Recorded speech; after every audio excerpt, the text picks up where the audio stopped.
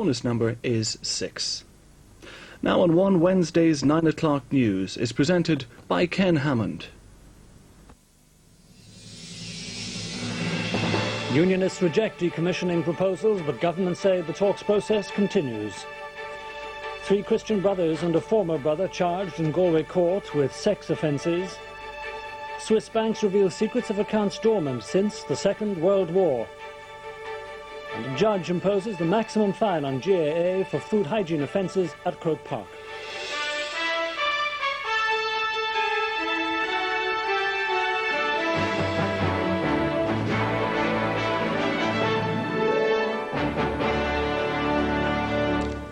Good evening. The joint proposals by the Irish and British governments on arms decommissioning have been rejected in a vote at Stormont. The 3 Unionist parties voted against the proposals. The 2 Loyalist parties, the PUP and the UDP, abstained. But the Taoiseach appealed to the Ulster Unionist leader to seize the opportunity for peace. He said he felt encouraged by David Trimble's statements over the past number of days. This afternoon, Dr. Ian Paisley walked out of the talks, declaring them dead. He urged Mr. Trimble to do the same, claiming the talks had been taken over by gunmen. But Dublin and Downing Street have insisted the peace process will not be derailed and that substantive negotiations involving Sinn Féin will go ahead as planned in September. A rain-sodden Stormont formed the depressing backdrop as the Unionist parties brought down the curtain on this stage of the talks process. As expected, they rejected as insufficiently precise the 2 governments' proposals on decommissioning, proposals which themselves played a crucial part in bringing about Sunday's IRA ceasefire. And while they may have been united in their opposition to the plan, the 2 main Unionist parties differed sharply on whether to stay in the talks.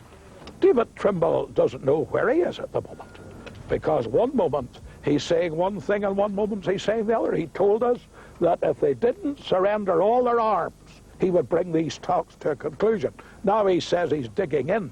It looks that he's digging his own grave. We do not believe that the pro-union case should go by default. We do not believe that we can leave the aspirations of the majority of people who live in this place to be swept aside by any terrorist group simply because that group can exercise a degree of leverage with their weaponry that we cannot exercise with our votes. Seamus Mallon acknowledged that the defeat was a major setback for the process, but one that could be overcome, a sentiment backed by both governments, who now intend to press ahead with another plenary session on Monday without the DUP and the UK Unionists, and an intergovernmental meeting the following day. But beneath the positive gloss, frustration with the day's events. David Trimble's party did not walk today, and I think that is to be commended. The other 2 Unionist parties, the UK UP and the DUP, walked. No way for politicians to represent their electorate by walking out. They should stay there and talk, argue their corner. And from the man charged with steering these talks towards full-scale negotiations, a blunt account of the difficulties. We said in the report of our international body on decommissioning last year that the absence of trust is clearly a major impediment to any agreement. And what we have seen over the past 14 months has confirmed that conclusion beyond any reasonable doubt. As this phase of the process draws to a close here tonight, it's clear that David Trimble is once again playing a crucial role. He remains in the process, but only just and under political pressure. The task for both governments between now and September is to keep him there and to help him resist that pressure. Both Dublin and London know that if the largest Unionist party is forced out, it's back to the drawing board. The British Prime Minister Tony Blair told MPs at Westminster he's sticking to his talks timetable. Mr. Blair also said he wanted to have what he called a decommissioning scheme available for discussion when substantive negotiations get underway in September. He said he understood why Unionists felt they had to vote against the decommissioning proposals.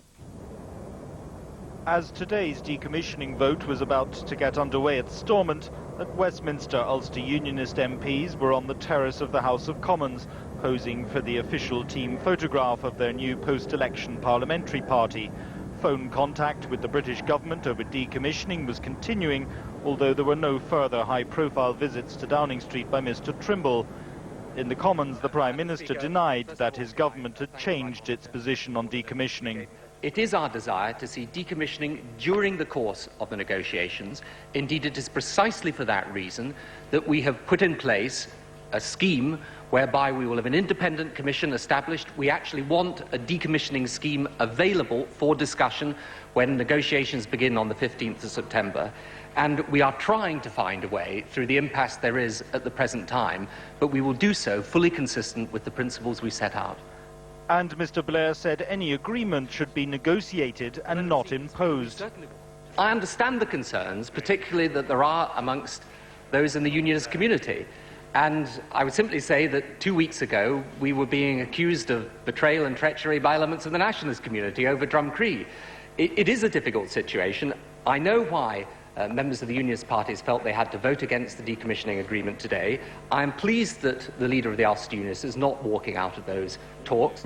David Trimble is now engaged in what the previous party leader James Molyneux used to call a high wire act. The Ulster Unionist Parliamentary Party was meeting at Westminster this evening.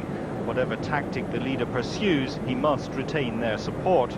I think the entire parliamentary party has a duty to support their leader, who is the only person with his team who are in a position to make the judgments that are necessary, sometimes at very short notice. He's been elected as the Unionist party leader on the basis that he has that sound judgment. And they're 100% behind him? Well, yes, I think you could say that we are supportive of what the party leader has been doing. David Trimble says he'll now consult the broader Unionist community, but their support for him may be less clear-cut. As one party source put it today, the danger with high wire acts is that somebody usually falls off.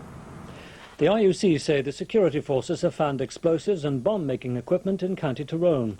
A police spokesman said around 8 kilos of explosives and a number of coffee jar bombs were discovered in a pipe under a culvert at Pomeroy. 3 Christian brothers and 1 former brother have been remanded on bail on more than 50 charges of indecent and common assault at an industrial school for boys in Galway. The offences are alleged to have taken place over a period of more than 30 years. The brothers involved are strongly denying the charges.